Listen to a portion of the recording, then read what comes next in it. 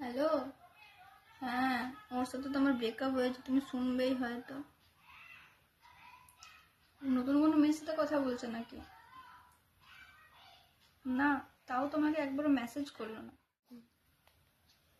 Hello, ও কি আমার সাথে থাকতে চায় কি থাকতে চায় না? তুমি বলবে প্লিজ আমাকে। না না না না, আমার সাথে কথা বলতে চায় না। তুমি আমাকে এটা বলতে পারবে?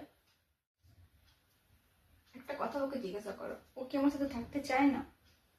তুমি আমার চোখের জলগুলো দেখতে পাচ্ছ, ওকে দেখতে পাচ্ছ না।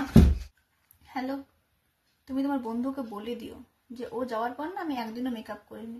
ও যে শেডটা পছন্দ করতো লিপস্টিকের, ওই লিপস্টিকটাও আমি এমন লাগাই না। হ্যালো, ওর কি এখনো রিমার সাথে কথা হয়? রিমার সাথেও কথা বললো তো আমার সাথে কেন কথা বলছে না ও? শোনো না, একটা কথা বলবো তোমাকে।